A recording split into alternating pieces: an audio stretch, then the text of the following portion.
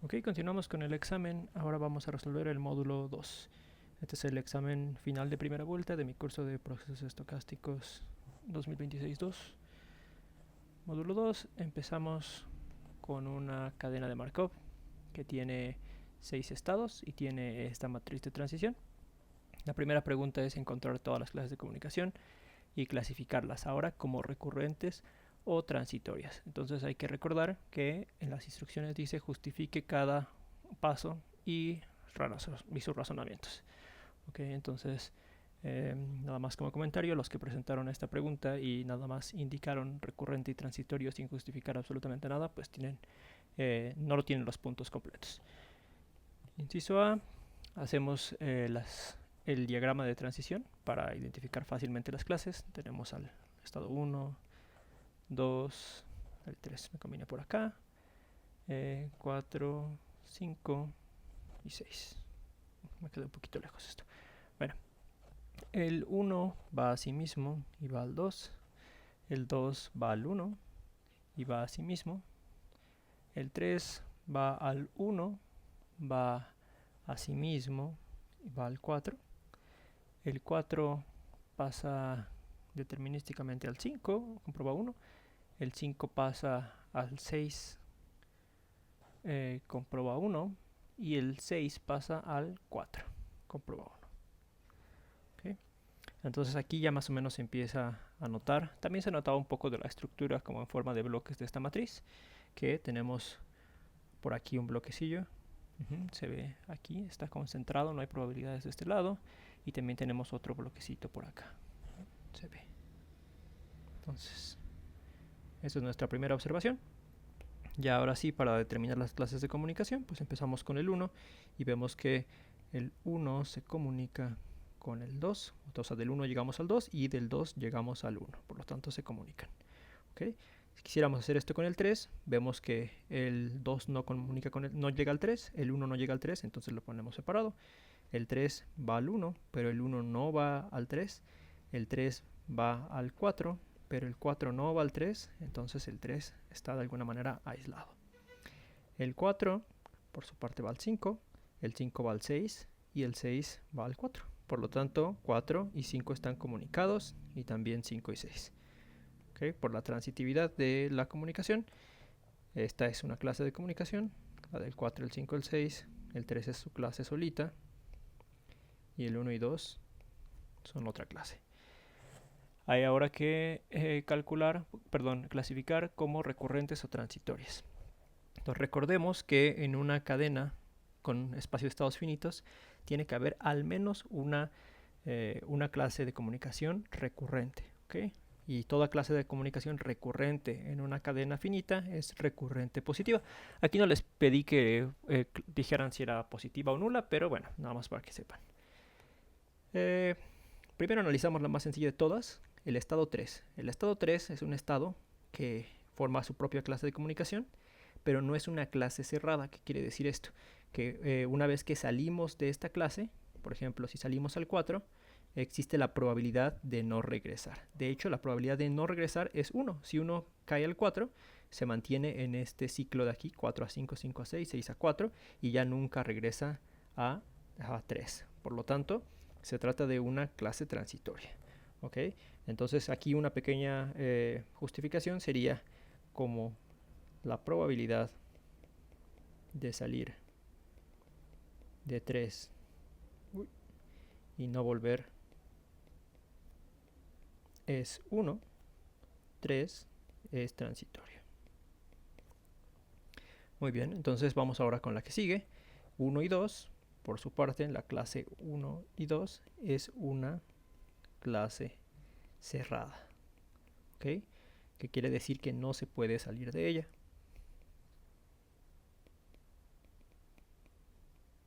Toda clase cerrada que es finita es, como aparte es finita, es recurrente. Y lo mismo pasa para el 4, el 5 y el 6. Es una clase cerrada y es finita, por lo tanto es recurrente. Y como todo es finito, es recurrente positivo. ¿Okay? Ahí están entonces el inciso A, vamos al inciso B. hay que determinar el periodo de cada clase de comunicación recurrente. Entonces tenemos dos recurrentes y una transitoria. Para la primera de las recurrentes, la que es 1, 2, tomamos a un representante de esta clase, al 1, y esta es la notación que usamos, ¿verdad? El periodo de la clase. Esto por definición es el máximo común divisor de los números de pasos, tales que uno puede ir del 1 al 1. Del 1 al 1 observamos que hay una flechita aquí que regresa al 1, hay un bucle, por lo tanto se puede ir en cualquier número de pasos naturales. Cuando uno calcula el máximo común divisor de este conjunto, pues es claro que es 1, porque tiene aquí números que no son divisibles más que por 1, números primos, o incluso si tuviera solamente primos relativos, ya con eso bastaría. Muy bien, y ahora la clase de comunicación del 4, 5 y 6, agarramos al 4 por ejemplo, y observamos que el 4 para regresar a sí mismo tarda 1, 2 y 3.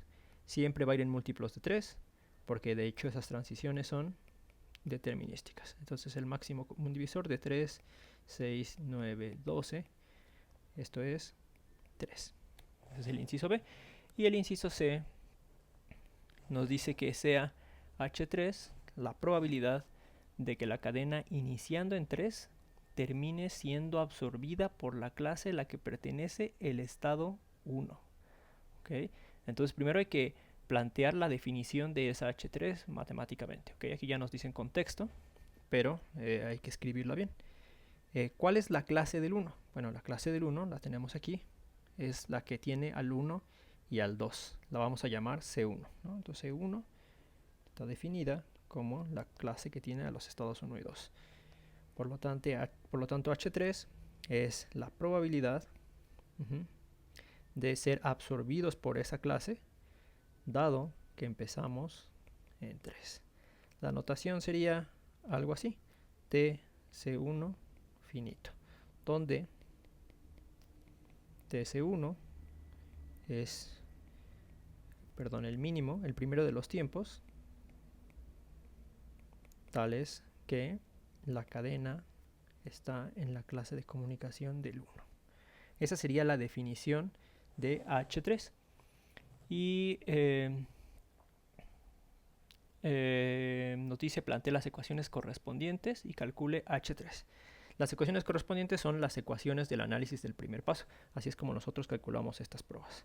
Entonces vamos a definir HI como la probabilidad de tocar esta clase, dado que X0 es igual a I.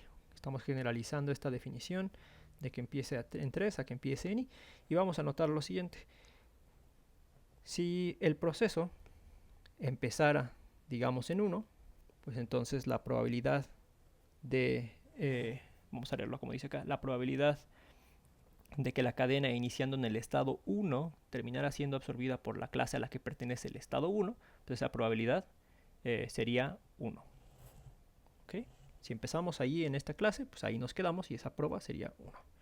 Entonces note que H1 es igual a H2, los dos estados de la clase C1 son ambos unos.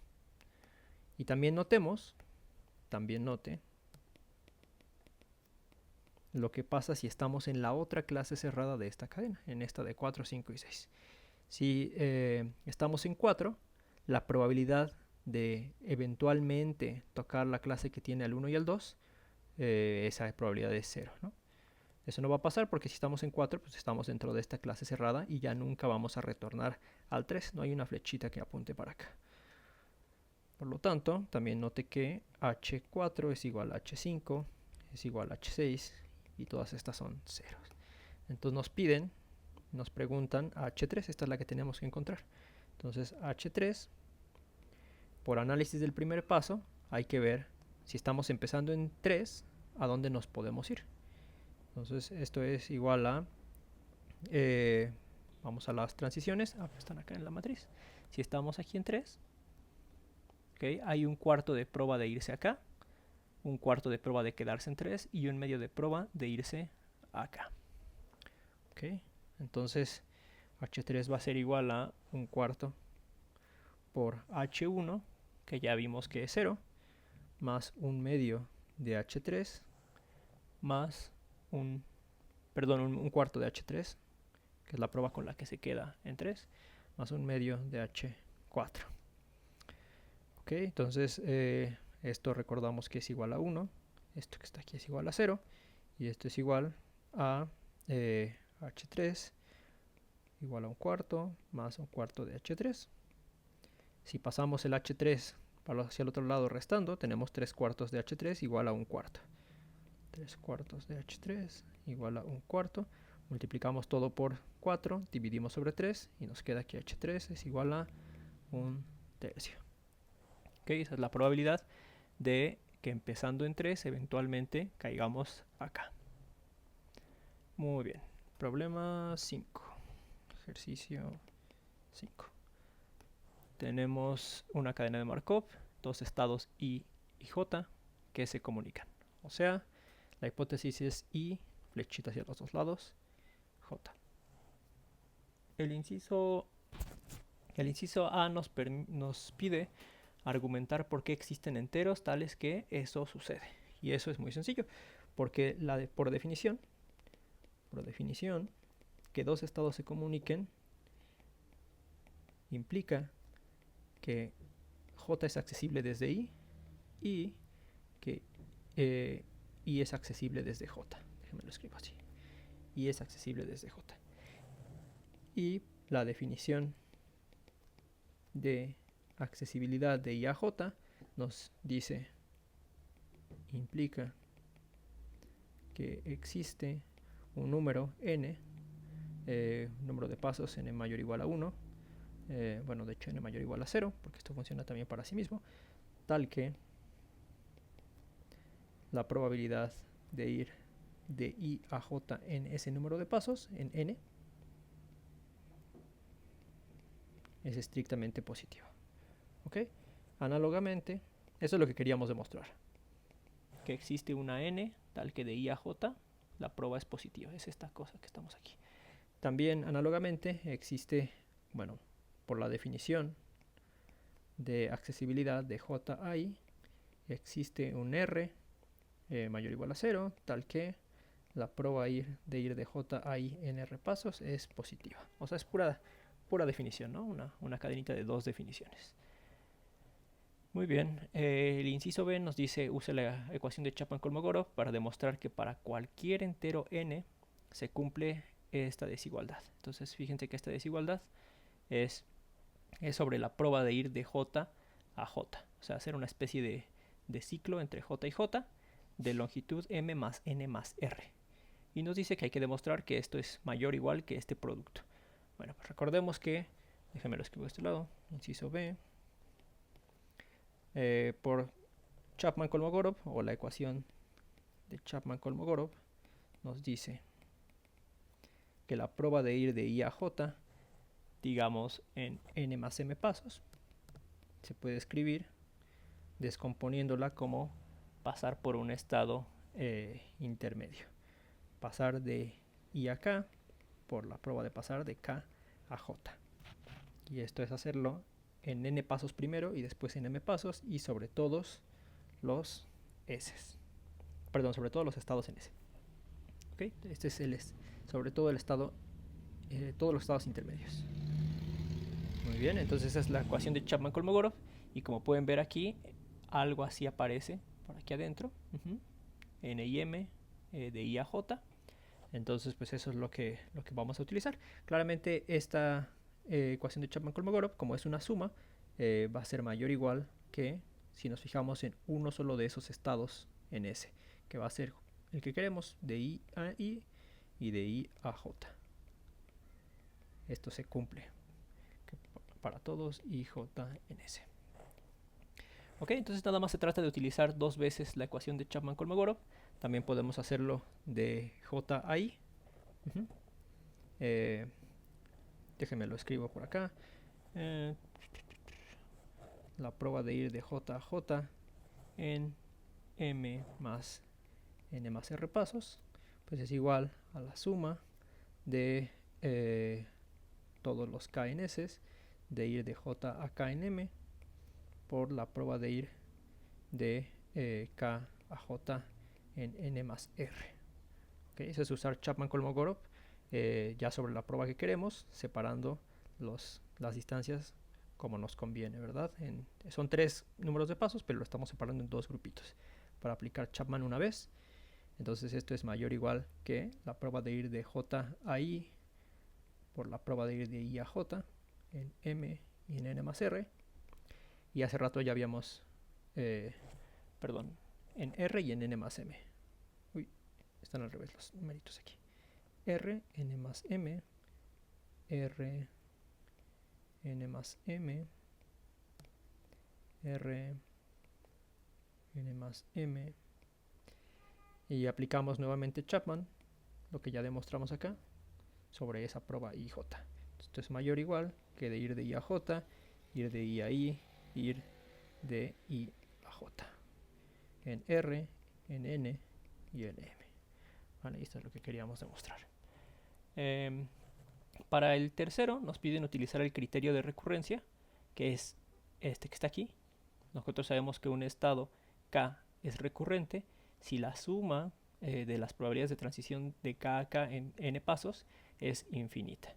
Y hay que usar esto para, y el resultado anterior, para demostrar que si el estado I es recurrente, entonces el estado J también debe ser recurrente. Entonces, vamos a empezar diciendo la hipótesis. Como I es recurrente, la suma de las pruebas de ir de I a I en n pasos es infinita. Y vamos a usar esto. Que se ve claramente ahí, ¿no? Vamos a hacer la suma, sumando la ecuación de B sobre n. Tenemos la suma n igual a 1 hasta infinito de la prueba de ir de JJ en R más N más M. Esta cosa es mayor o igual que, fíjense que el primer factor no depende de n, por eso estoy metiendo la suma, P I N P I J M desde n igual a 1 hasta infinito. Fíjense cómo metí la suma ahí. Entonces, por lo anterior, esto se cumple, esta desigualdad, y podemos usar la recurrencia de I, que nos dice que esto se va a ir a infinito. Por lo tanto, esta cosa, la de la izquierda, también es igual a infinito. Y esa cosa, esto que está aquí, podemos tomar valores de R y de M, de tal manera que esto sea la suma de PJJ n igual a 1 hasta infinito. ¿Okay? De hecho, se puede demostrar que pues, esto que está aquí arriba pues es menor o igual que esto que está aquí. Si esto que está aquí arriba es igual a infinito, pues entonces algo más grande que eso también es igual a infinito. ¿Okay? Por lo tanto, J es recurrente. Es el inciso, perdón, el ejercicio 5 y ahora el ejercicio 6, creo que es el más lento por todas las cuentitas. Entonces tenemos una empresa que clasifica sus maquinarias en disponibles, alquilados o en mantenimiento. Y tiene esta matriz de transición de disponible a alquilado a mantenimiento. Entonces vamos a ponerla. Bueno, no la voy a escribir. Hay que dibujar el diagrama de transición y argumentar enunciando las hipótesis precisas por las cuales esta cadena posee una única distribución estacionaria. ¿Okay? Entonces dibujamos el diagrama. Tenemos disponible. Bueno, eso es el estado 1. Tenemos el estado 2, que es alquilado, y 3, que es mantenimiento. Entonces el 1 va al 1, el 1 va al 2, el 2 va a todos, y el 3 va al 1 y a sí mismo. ¿Ok? Entonces, ahí está el diagrama de transición. Y las hipótesis que necesitamos son 2. ¿Okay? Hay un teorema, lo vimos en clase y es el que tienen que citar aquí, que dice que necesitamos irreducibilidad y recurrencia positiva. Entonces el teorema general, irreducibilidad y recurrencia positiva implican la existencia de una única pi distribución estacionaria.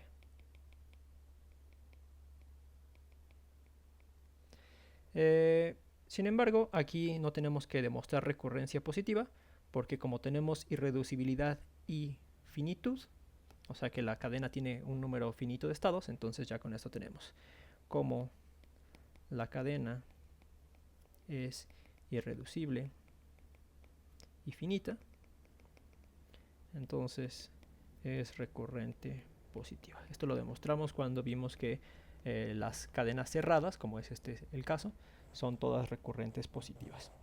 Bueno, entonces estas son, ya sea que hayan puesto las hipótesis de arriba o estas hipótesis, son ambas correctas, ¿no?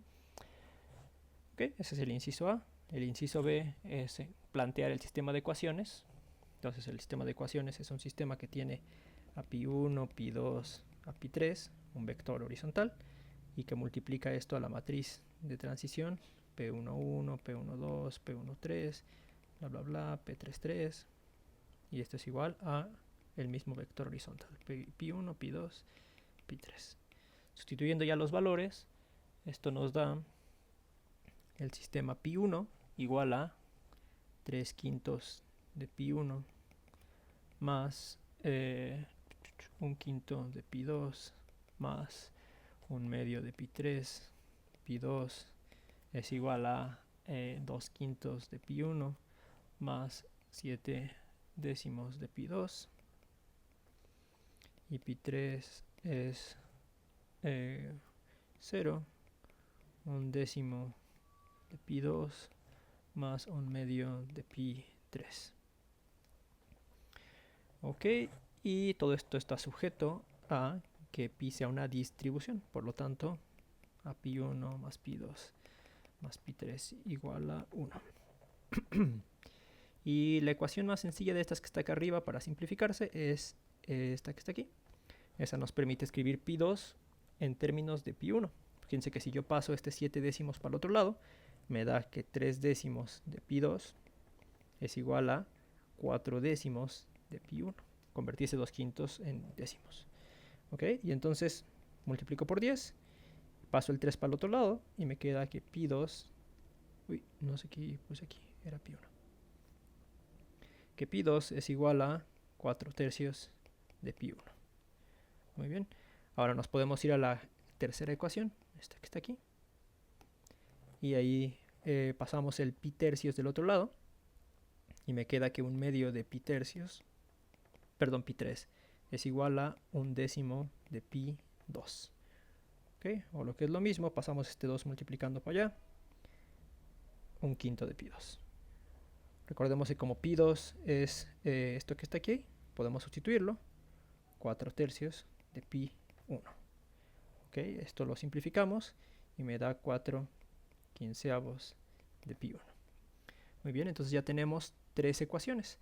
Tenemos esta que está aquí, esta y esta. Y esas 3 ecuaciones nos permiten poner todo en términos de pi1. ¿Cómo? Pues así, pi1 más pi2, que pi2 vale esto, 4/3 de pi1, y pi3 que vale esto, más 4/15 de pi1 vale 1. Ponemos todo esto en quinceavos y esto me da 15 quinceavos más esto en quinceavos son 20 quinceavos y esto es más 4 quinceavos de pi1 es igual a 1. Esta cuenta da 39 quinceavos de pi1 igual a 1, que implica que pi1 vale 15/39. ¿Okay? Y entonces el vector pi tiene como primera entrada 15/39. La segunda es 4/3 de eso, 4/3 por 15/39. Yo vi algunos exámenes en los que dan el resultado, pero no dan las cuentas y pues si yo tengo que hacerlas, es muy probable que ustedes también tengan que hacerlas. Esto me da 60 por 3 por 39. Eso 3 por 8, 3 por 9, 27, y llevamos 2, 3 por 3, 9, 117. 60 sobre 117. Y el pi3, ¿dónde está? pi 3 es esto, 4/15, ¿no? Entonces, 4/15 por 15/39 es igual a, pues lo mismo, 60 sobre 117, pero por 5 abajo. Okay, entonces 60 entre 5 veces 117. Lo que sea que eso sea, ¿no? No importa tanto las cuentas, pero ese es el resultado. Si tienen el procedimiento bien, pero las cuentas mal, pues puede que les haya dado por ahí algún puntito. Siempre y cuando sean claras, ¿no? Problema C. Una máquina se encuentra hoy en mantenimiento, o sea, en el estado 3. Define y resuelva un sistema de ecuaciones de primer paso nuevamente, pero para calcular el número esperado de días que transcurren hasta que la máquina vuelve a ser alquilada. ¿Okay? O sea, hasta que llega al estado 2. Empezamos diciendo que el tiempo que le va a tomar para llegar al estado 2 siempre se denota por esto que está aquí, tau 2, que es el primer tiempo en el que la cadena toca el estado 2. Y lo que nos preguntan es el valor esperado de ese tiempo, dado que empezamos en el estado 3. Fíjense que esto que está aquí no es un tiempo de retorno, no es un tiempo medio de retorno, por lo tanto no está relacionado con, mediante el teorema ergódico, a la distribución estacionaria. Entonces hay que calcularlo con análisis de primer paso. Okay, este ejercicio estaba muy talachudo, no sé por qué muchos decidieron hacerlo, pero bueno. Ok, entonces, ¿cómo funciona esto? Empezamos definiendo H3 como esto, y vamos a definir en general HI, el valor esperado de tocar T2, dado que empezamos en I. Y para plantear el sistema, pues H3, que es lo que queremos, estamos aquí, es el número esperado de pasos que necesitamos para llegar al estado 2. Entonces fíjense que tenemos dos posibilidades en el primer paso. Si estamos en 3, nos podemos ir con un medio de prueba a el estado 1, o con un medio de prueba quedarnos en el estado 3. Por lo tanto, eso se escribe como 1, que es el paso que vamos a dar por ese primer paso, más un medio de H1 más un medio de H3. ¿Vale? Entonces, pues nada más hay que pasar este H3 para el otro lado para tener que H3 es, bueno, si lo paso me da un medio acá, multiplico por 2, esto me da 2 más H1. Y H1 por su parte, nuevamente consultamos la matriz, H1 es igual a 1 más 3/5 de H1 más 2/5 por H2, pero fíjense que H2 no es realmente pues H2, o sea, si nosotros estamos en 1 y nos movemos al estado 2, entonces ya el tiempo que habremos tardado pues ya está contemplado en ese paso que estamos dando aquí. Esa es la condición de frontera que siempre consideramos. Entonces sería 2/5 por pues ese numerito, por 0. Se vuelve 0. Ok, entonces H1 es igual a, yo paso este 3/5 para el otro lado, me queda que 2/5 de H1 es igual a 1, o sea que H1 es igual a 5 medios. Y eso quiere decir que H3, que es lo que estábamos buscando, es 2 más 5 medios, o sea 9 medios. Y ya, ese es el problema 6.